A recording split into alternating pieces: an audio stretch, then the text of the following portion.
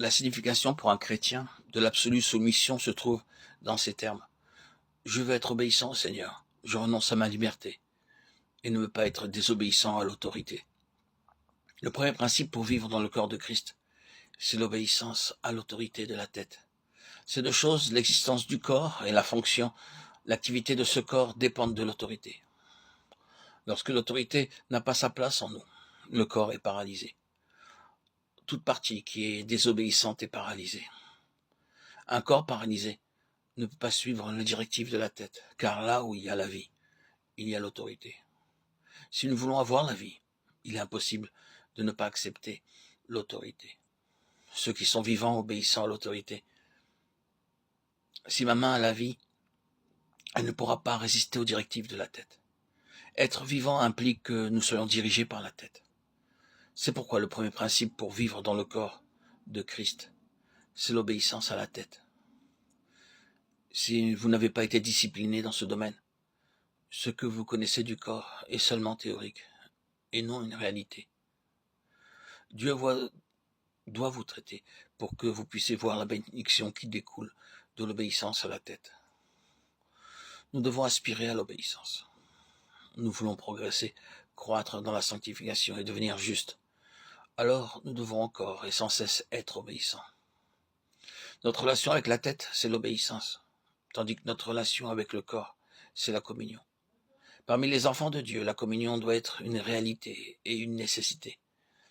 La vie du corps de Christ a besoin de communion. Sans cela, il n'y a que stagnation.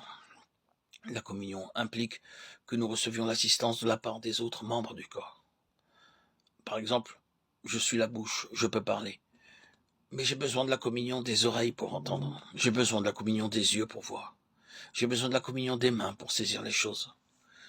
J'ai aussi besoin de la communion des pieds pour marcher. C'est pourquoi la communion nécessite que je reçoive les caractéristiques particulières des autres. Je bénéficie de ce que les autres peuvent faire pour moi. Certains croyants ne comprennent pas le principe de la communion. Ils veulent grandir spirituellement en tant qu'individus, prier par eux-mêmes, faire les choses eux-mêmes, être la bouche, les oreilles, les mains et les pieds en même temps. Mais ceux qui connaissent le Seigneur ne font pas ainsi. Ils ont besoin de communion. La communion implique le fait que je suis limité, que je sois désireux de recevoir ce qui vient des autres. La communion fraternelle n'est pas une simple doctrine, mais une réalité. Durant les 365 jours de l'année, nous ne pouvons pas bien prier tous les jours. Nous ne pouvons pas bien étudier la Bible chaque jour. L'expérience nous prouve que de temps à autre, à cause d'une mauvaise santé ou pour d'autres raisons, nous ne pouvons pas prier et lire comme il le faudrait. Dois-je tomber? Non. Pendant la semaine, j'ai de la communion avec Dieu. Le lundi, tout va bien, le mardi, jusqu'au vendredi. Mais le samedi, je me sens fatigué, sans pouvoir prier et lire la Bible convenablement. Cependant, je ne suis pas abattu ce jour-là. Une force inexplicable me soutient. Quelle en est la raison? C'est la vie fournie par le corps. Beaucoup d'enfants de Dieu ont eu une expérience similaire, pas seulement une ou deux fois en passant, mais plusieurs fois. Quoique nous soyons faibles en nous-mêmes, Dieu nous fait passer à travers ces situations. Comment? C'est parce que les membres du corps peuvent mutuellement pourvoir aux besoins les uns des autres. Quelqu'un priera ainsi: Seigneur, accorde tes grâces à tous tes enfants. Lorsque la vie coule d'un autre membre du corps de Christ, vous êtes soutenu. La vie procédant du corps vous touche et vous pouvez traverser l'épreuve sans encombre.